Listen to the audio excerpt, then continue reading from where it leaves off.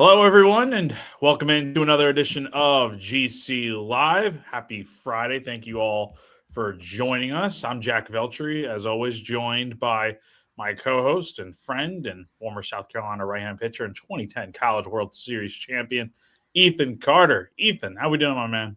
Hey man, we made it to Friday. We got to the end of the week. We can't say anything better than that. Blessed. How about you, my man? Doing good, man. Doing good. It's been a great day so far. I do have a funny story to share.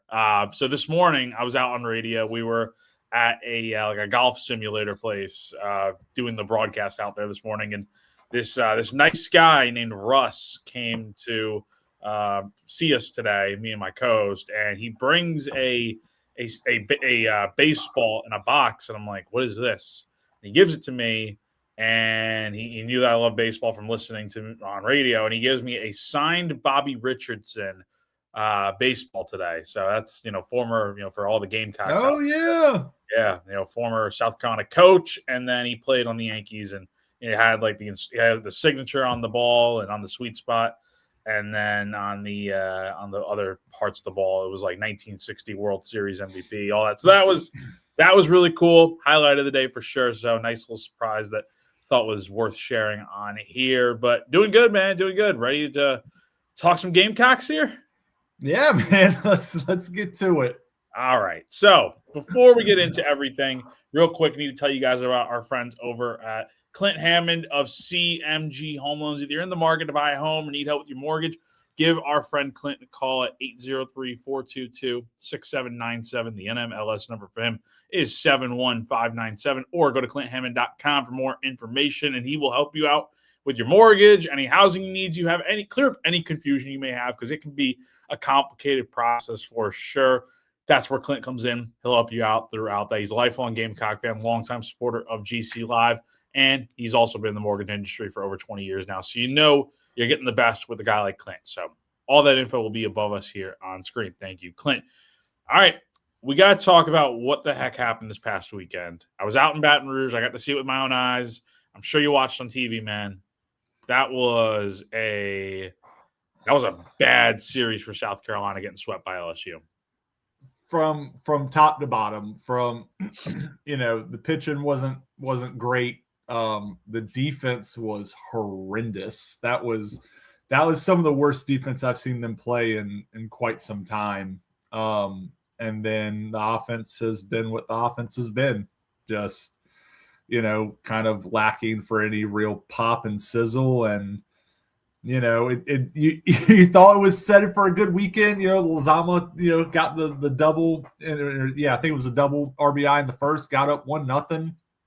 I was like, okay, we're moving in the right direction. And then Amp just kind of fizzled out, and then the weekend went from there. It was bad. Like you mentioned it. I think the most concerning part, I don't know what's more concerning, the offense scoring 4 runs or the defense playing as poorly as they did. I think the offense we kind of come to expect at this point, but the defense had been better under Monty since he took over. But it feels like they've kind of just reverted back to just being, let's call it for what it is, man. There's no sugarcoating it. It was bad. It was very bad defense. It wasn't even like there was maybe 1 or 2 plays where it's like they call an error on a hard hit ball. That's like, okay, you should make that play, but I understand it. It's baseball. It happens. What can't happen is a bunt double on a drag. Crazy. And it wasn't even an error, but it was just like it was such a silly sequence that's like that sums up South Carolina's season right there. Like, how does a bunt get through an infield defense and then get into the outfield? It's beyond me. It was a ground ball too. It's beyond me. So no idea what happened there. And then Patrick Evans booting that ball out in right field. That just showed to me like it was Sunday. They already lost the series. This kind of brings up the question here. It kind of felt like they phoned it in those last few innings there. I try to refrain from using the word quit, but man, it kind of felt like after when they fall behind, it's like, man, a 2-3 run deficit is too much for this team to come back from. And the way they played this weekend kind of just tells me like they're ready for the season to be over, and it's almost there. Yeah, no, that's like I said, I definitely I won't say the guys quit, but it's it's been the same song and dance with this team all year. They take 2 steps forward and they take 5 steps back. You go and you sweep Missouri and then you get swept by Mississippi State. You go and take 2 out of 3 against a good Kentucky team, and then you get swept by a struggling LSU team. Like, again, I like for anybody that didn't listen last week, LSU had lost, what was it, 9 straight conference games? Like they'd been swept 3 weekends in a row. Yeah, they hadn't won since Tennessee back in like the first few days of April, dude. Like it had been a month since LSU had won the SEC game. And you got thoroughly outplayed this weekend. Yeah, so like you can kind of see that the doubleheader on Saturday makes it a little weird, but yeah, just like I said, they were outside of the RBI double to start the weekend. It was pretty much non-competitive the rest of the time, and that's unfortunate. It's we talked about this team. It was outside them earning an at-large bid to the tournament, but I mean that they exactly what you said last week. LSU's put themselves in position now to sneak in without having to win the SEC tournament, and this team has just plummeted to the bottom. I'm just looking at it like, even that second game on Saturday, just you scored 2 runs in the ninth. You got 4 freaking hits. All like it's bad. It's been a struggle to watch. It has. It was, yeah, that was a long day on Saturday with the doubleheader. I mean, and then just Sunday was just like, just give me something here to watch that's or write about that's like halfway like, okay, at least they fought back. But yeah, man, when it rained, it poured for South Carolina this weekend. It was bad. And like you said, now they've kind of taken themselves out of the postseason race. That's pretty much done at this point. Let's call it for what it is. When they go to the SEC tournament in 2 weeks, they have to win it all and win 5 games in 5 days. And they have not given you any reason to believe that's going to happen. More likely what's going to happen is going to drive down to Hoover on that Tuesday. I'm going to get there about an hour, just like last year, an hour and a half, 2 hours before first pitch. And then they're going to go play a real rough game. They're going to lose, and then I'm going to drive back the next morning and spend 10 hours in a car over there and back. It's just. Do we know who they're slated to play? I know with 6 games left in the conference, it can go a ton of different ways. But what we know probably is going to happen right now, they're probably going to be the 15 seed again for a second straight year. Like Missouri's the only team that's worse than them.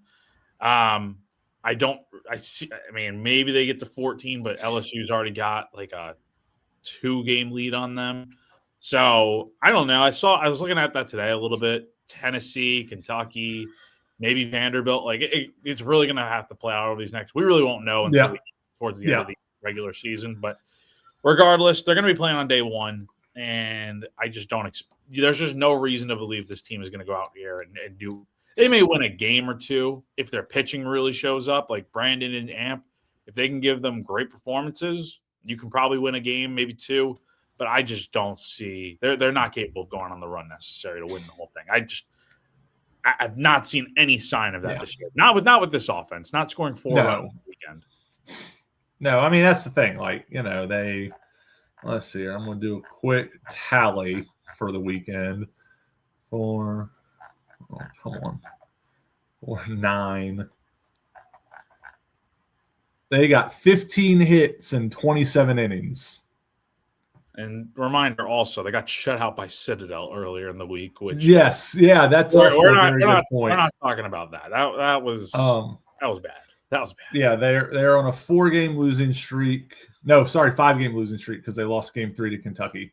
So on Yes. a 5-game losing streak, and they have scored 4 runs in their last 4 games, and they've got 15 hits in their last 3. That's just not going to get it done. Like that's No. you need like prime.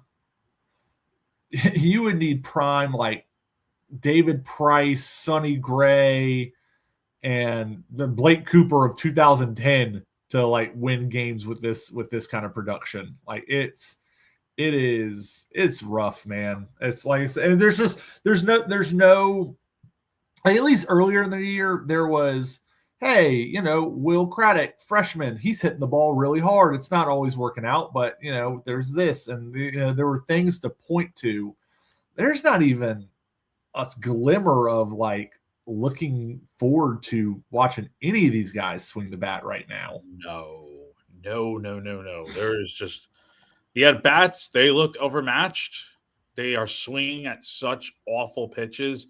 I was listening to Monty talk the other day on Inside the Gamecocks with Jamie Bradford, and he kind of brought up a good point of like every time they get into like a 3-2 count, they just feel the need to swing. Yeah. And look, as much criticism as Monty's going to get for everything that's gone wrong with the offense, he's definitely responsible for part of it. It is no accident hitting 200 in SEC play. That's just not. No, that's a lot of it's going to be on the players, but because they're the ones that are at the plate, obviously, and there's not much Monty can do at that point. But still, this is just something that has gone so far off the rails offensively to where what happened to the idea that a walk is just as good as like a single? It is okay to take pitches. That is, I don't understand. It's just a lot of bad swings at pitches that are just Will Craddock, especially. His chase rate is just, I don't even know what it is really. The number on that. I'd love to know, but man, he chases it. So anytime you give him low and away on the lower end of the plate on the outside and the other's batter's box in a 2-strike count, he's probably swinging at it. Like, and that's something that like you just got to learn. You got to learn how to adapt and not swing at those pitches. And he still had a pretty good year. And it's the same way with like KJ and all these other guys on the team that just, for whatever reason, when they get 2 strikes, they just feel the need of like, oh crap, I can't strike out here. And I can't strike out looking is what they're like. Yes. Yeah. They're like, I can't strike out looking, and the pitcher is definitely going to throw me a strike. And it's like, but if you're behind it, if you're in a like, what are the odds you're getting a fastball in a 3-2 count? You're getting junk probably most of the time, right? Yeah. I mean, definitely depending on the situation. What we were always, kind of the trick we were always taught. If you felt comfortable throwing a 2-2 breaking ball, you better feel comfortable throwing a 3-2 breaking ball. That was always kind of our school of thought, was if you're going to throw it on 2-2, you better be ready to throw it on 3-2. So yeah, it just like I said, it really just they panic, and they're trying to do so much. And like you said, these you look at the set, like there aren't guys having bad years. It kind of goes back to kind of what we talked about a couple weeks ago. The team was put together poorly in the sense that they have some good players, but they don't have anybody that's great when it's in terms of the SEC. And your lineup needs that. To be good, you need at least one guy that can kind of transcend what the rest of the lineup's doing. Really you need 2 or 3. You need 2 guys that are above average SEC hitters. And then you can have about 3 or 4 that are average to above average, or you need 2 or 3 above average, and then the rest of the lineup can kind of float, what you need. But because if you only have one, it turns into the Ethan Petrie situation of last year, where he just got pitched around the whole season, and then he got frustrated and was trying to hit everything throwing. Again, the last time this team had success, they had Cole Messina, they had Ethan Petrie, they had dudes who when they walked up, you're like, oh yeah, this thing could change with a swing of the bat. They don't have that on this team. They didn't have it on the team last year. I mean, again, outside of Ethan, as real just like true game changing swings. And until that's corrected, this is kind of where this team's going to live. And that's just where we are right now this year, so. What are you going to do, man? I mean, it's frustrating because, we've talked about it. The pitching hasn't been as great lately. But a lot of that is, man, the staff has been asked to carry this team in such a way that perfection almost isn't good enough. And that's crazy to say. They have to go out there and put up zeros and, give up 2 to 3 runs in SEC games to win. That's no staff can do that. Yeah, unrealistic. Thank you. That's exactly what I was looking for. No staff can do that. Texas staff couldn't do that to us. Their freaking Friday guy got shelled because it happens. And to ask a pitching staff to be like, nope, I need you to give me 3 or less every game. It's those dudes just get not only physically worn down, that's mentally draining. Yeah. The idea of having to go out there, I played on some teams like this.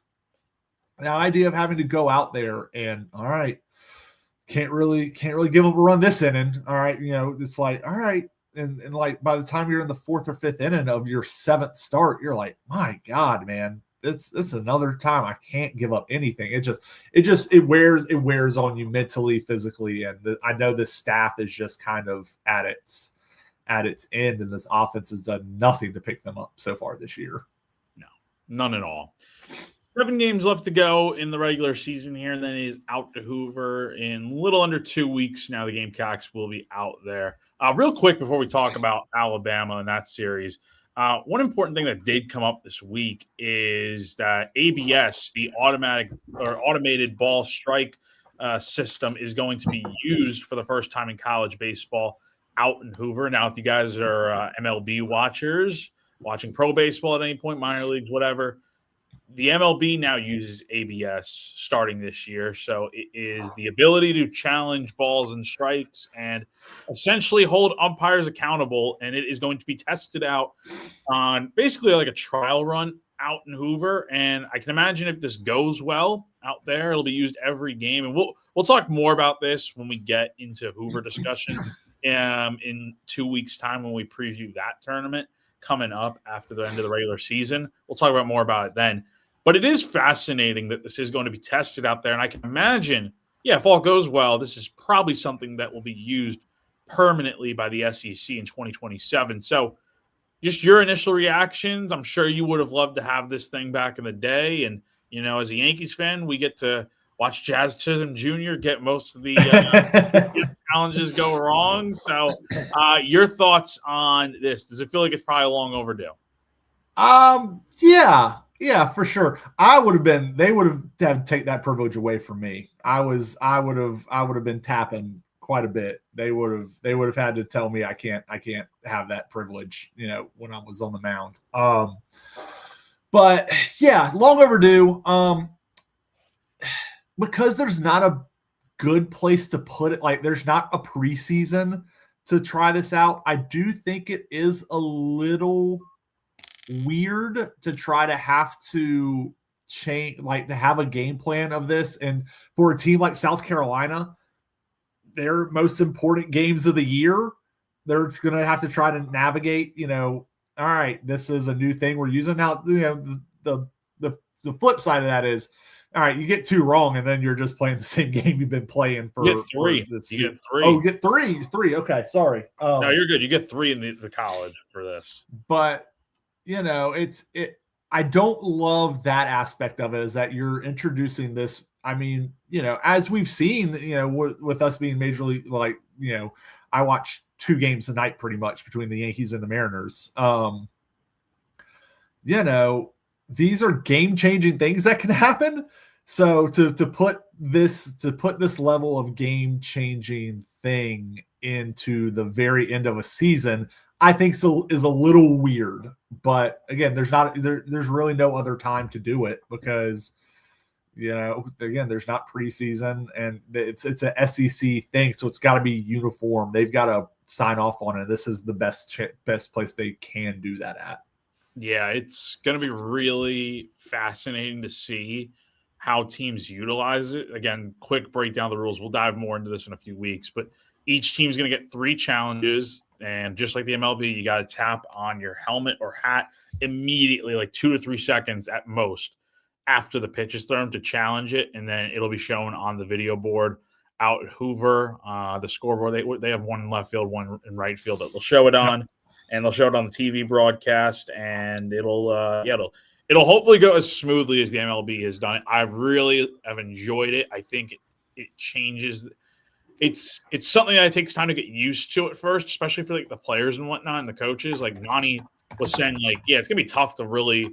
Like I asked him, like, are you guys gonna practice this over the next few weeks? And he said, not really, just because they're focused. They're not gonna be able to use it until they get to the tournament, and they'll kind of worry about it then.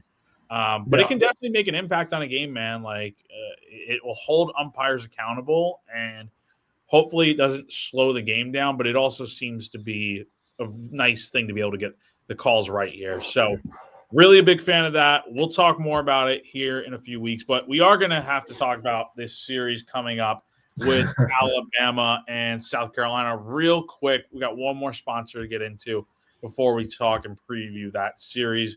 Andy Ludicky of MyPerfectFranchise.net has been sponsoring our baseball coverage throughout this spring. He's a huge baseball fan, and from his line of work, he has seen firsthand the fantastic traits that baseball players bring to the franchise world. If you're sick of your job, ready to leave the corporate rat race, want to diversify, build wealth, and or leave a legacy, or even have a job and want a side hustle, that's where Andy can help you out. He's a franchise consultant as well as a franchise owner, and he helps people find franchises that fit their skill sets, passions, and financial requirements. His services are 100% free, and he's here to help if you have any questions about business ownership. So head on over to myperfectfranchise.net to learn more, or you can text or call Andy at 404-973-9901. All right, without further ado, we got to get into this series coming up this weekend. Starts tonight over at Founders Park. A little bit of an earlier first pitch at 5:30 p.m., but I think that's just because it's on SEC Network today, and tomorrow it'll be on the network, and then on Sunday it'll be on Plus. You got tonight at 5:30, Ant Phillips going up against Tyler Fay, who, if you remember, did pitch that no-hitter against Florida earlier on in the season. Then tomorrow, Brandon Stone going up against Zane Adams. And then on Sunday, good old TBA is going to go up against Miles Upchurch, a freshman right-hander for the Crimson Tide. So, yeah, this series is going to be interesting. It'll be senior day tomorrow for the Gamecocks. They'll be honoring 5 seniors. Let's see if I can get off the top of my head here. Talmadge, Lizama, Sutter, Uhas, and who's the last one I'm missing here? There's one more. I'm trying to figure out where it is on here. Who's the last senior that I am missing? There's one more. You got let's see.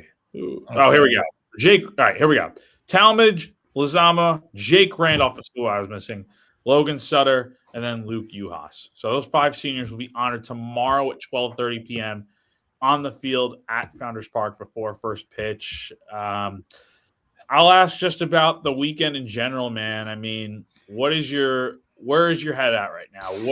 What the heck needs to be the biggest difference for South Carolina to have a good weekend? I mean, without being, just too broad strokes, the offense has to be better. I mean, it just, to be serious, I think pitching wise, they've got to get back into, being a little more free on the mound. You can, like, I just noticed with Amp the last couple outings, he seems like he's really trying to nibble and not give up the big hit. And it's leading to some misses that just weren't happening earlier in the year. So I'd like to see Amp trust his stuff a little bit more. Brandon's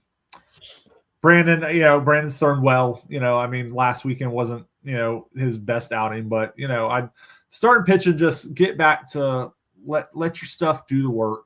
You may give up some hard hit balls. This is a fairly decent lineup, but you can't put guys on and you can't make mistakes in the middle of the plate.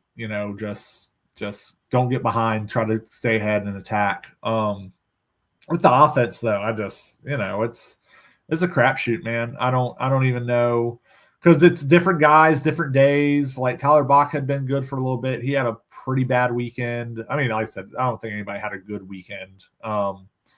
So it's just one of those things where it's senior day, or it's senior weekend. That's always an exciting time at the park. I don't expect the crowds to be great. I did see they're doing a promotion. First 1,000 people at the ballpark tonight get a free T-shirt. So they need to step up the promotions, man. Last week at LSU, they were doing a Skip Bertman statue giveaway. Oh wow! At Florida, they were doing a Matt Laporta bobblehead. I mean, the promotion. If you want to get people at the ballpark, T-shirts are great. People will come, but man, you got after seeing what the SEC can give out this year. Yeah, there needs to be something a little bit better. Like, I don't know what it's going to take, but yeah, man, it's not going to be a great crowd at the ballpark this weekend. So all that to say is, the guys, hopefully they go out there and they play for their seniors. They want that, this, because it is a memorable weekend for guys. You remember that weekend well, and you want to always remember that weekend with fond memories, not just getting your jersey and getting your jersey and the ceremony on the field.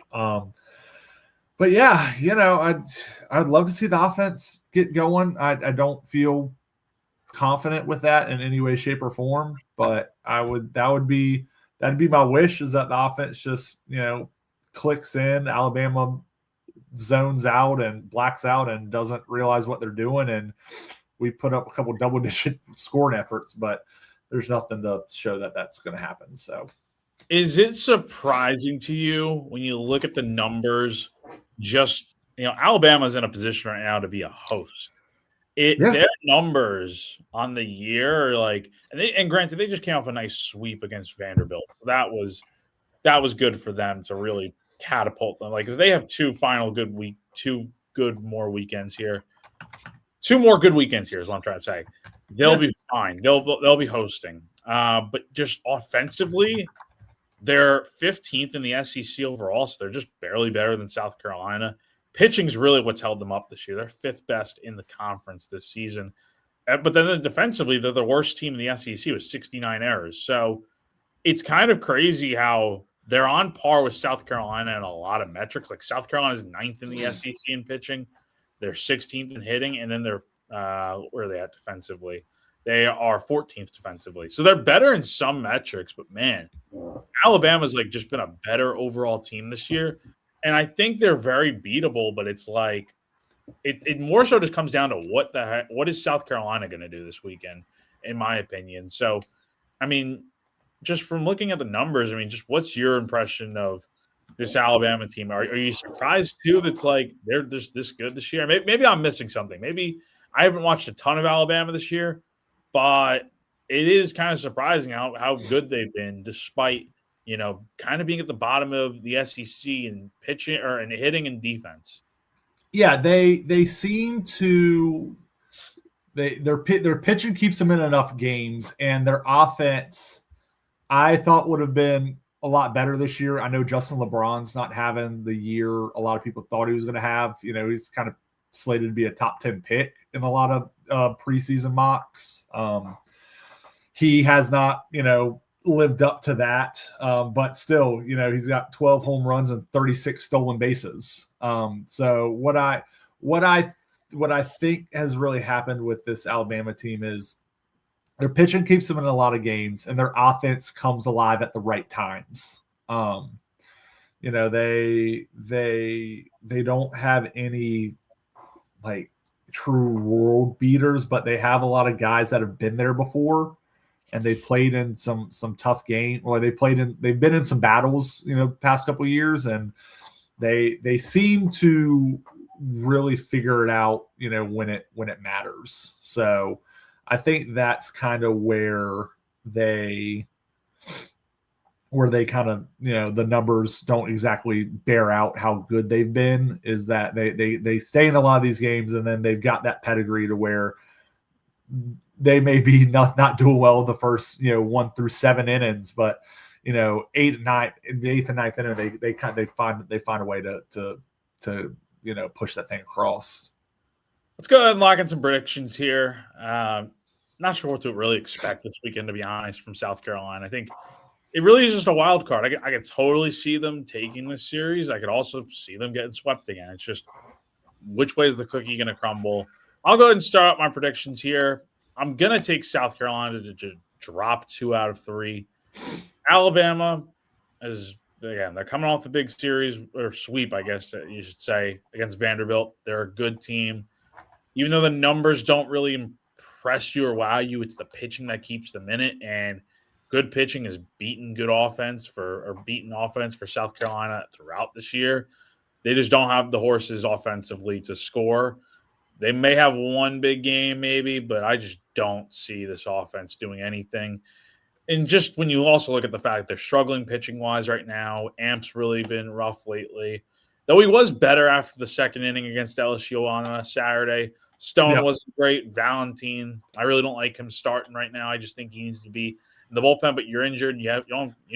Some of the guys that you have in the bullpen have just not panned out as potential starters for you this year to even consider it. So I'm going to take South Carolina to drop 2 of 3. They'll steal a game at some point, but as far as doing anything massive this weekend, I just don't see it. No, I'm right there with you. I think they steal one. It's like I said, with it being senior weekend, I see them finding a way. But kind of what we've been saying, it's got to be today or it's got to be tonight or tomorrow, because Sunday I like Valentin, but he's not a starter, not at this level, and he's giving you 4 or 5, and then you're kind of piecing it together. And so they've been a woefully bad Sunday team for the better part of 2 years now. So to your point, they're going to have to figure out either Amp or Brandon's going to have to turn in, or hopefully both turn in, some real, good starts to kind of keep this thing within striking distance against a good Alabama staff. But yeah, I can't trust the offense. I can't do it. It's been a slog to watch this year. It's not competitive. It's not fun to watch. And we are slowly moving towards the SEC tournament, and that is kind of what this team is moving towards. And so 2 out of 3 for Bama. Yeah, just the season I think we're kind of both at the point where it's like, I think everyone is, honestly, of like, just finish out the year, and then let's get on to the more important things. Like, this coaching search is finally going to get going here. A few quick notes on that. Jeremiah Donati, I heard him speak the other day at the Garnet and Black road trip, which is essentially like where all the coaches and get to talk with Gamecock club members, whatever, fans get to come out. They were in Columbia the other day, and he said there's been good progress. They obviously are going to use a search firm in this situation, and they've had outreach from many coaches, some being top names out there. So we'll see where that takes them. The challenge is going to be, okay, you might want to hire, let's bring up the popular example, Kevin Schnall, but he's going to be in the middle of the postseason at Coastal, and if they're going all the way to Omaha, that takes you into like mid-June. So the one thing you got to keep in mind here is that you're kind of on these coaches' time.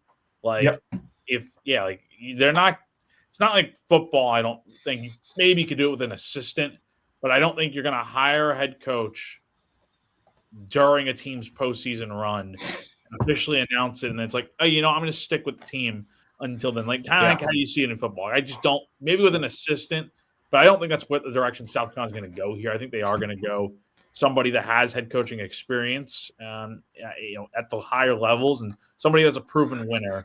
But that just may take time because you're going to be probably going after a coach that is in the postseason currently. So interested to see how that plays out. We'll have more talk about that as the season wraps up here. But Ethan, any final thoughts before we get on out of here?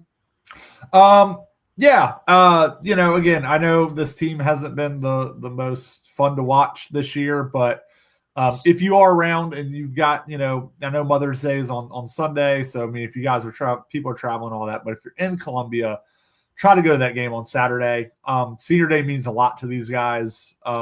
It is a special experience to be able to play and be honored as a senior at a program. One of the things I wish I could have done was been a senior at South Carolina. So definitely, if you can get to the game on Saturday, get out there. That really means a lot to those guys, and they put their heart, sweat, and tears into a lot of this season, and it's always nice to get a send off in front of a big crowd. So again, if you're around on Saturday, make it out there. If you don't, I understand. Obviously, it's been a rough season, but it does. And Jack said the ceremony starts at 12:30 for those guys getting recognized. So yeah, if you're in the Columbia area, definitely make it over to Founders for 12:30. And I will also add, I think one guy that probably deserves a huge hand from that crowd needs to be Talmadge LeCroy. Yep. He is, and maybe to some extent it makes sense because of just some of the struggle. It's been an up and down ride for him at South Carolina. There's been some lows, there's been some highs. He hasn't always been the best player, but this year he really has been the backbone for South Carolina. And I think he definitely deserves a massive hand for this from the crowd. If anything, even the people that have, every opportunity that Talmadge doesn't do something right, it's the fan base is going after him. So you kind of hope a guy like that's been here for all 5 years that you're not going to see that in college athletics, let alone college anymore. Like guys transfer out at the first sign of trouble, and a guy like that's stuck around through. He's played under 3 coaches here at South Carolina. So that is a guy that deserves a massive hand on Saturday for also just catching just about every game this year, which is also rare in of itself. I was looking it up. I think he has caught 48 of the 49 games. Like I think there's one game where he's DH, but dude, I asked Monty about and that was the first weekend. That was the first weekend when Reese was healthy. And he's like, again, they've had a few doubleheaders this year. He's catching like every single game. This does just not happen often. So yeah, if you're at the ballpark tomorrow, number one, show up just because of Senior Day. If you don't want, if you want to leave afterwards, fine, whatever. But definitely go support those guys. But especially Talmadge. I think that's a guy that he even told me before the year, like it's been a rough ride for him at times, but there's nowhere else he'd rather be. You just don't see that anymore. So get out there. Give those guys a big hand. Again, it's him, Lazama, Randolph, Sutter, and Uhas all getting honored 12:30. First pitch tonight, though, will be at 5:30 p.m. on SEC Network. Tomorrow, 1 p.m. SEC Network. And then Sunday, the series finale, 1:30 p.m. on SEC Network Plus. So that's going to do it for us for now. We will be back here next week talking about the regular season finale weekend series at Vanderbilt as the Gamecocks close out the 2026 regular season campaign. So hope you all have a great weekend. Stay safe out there, and maybe we'll see you at the ballpark. So for Gamecock Central, I'm Jack Veltri, as always joined by Ethan Carter. Take care, everyone. Have a good weekend. We'll see you next time.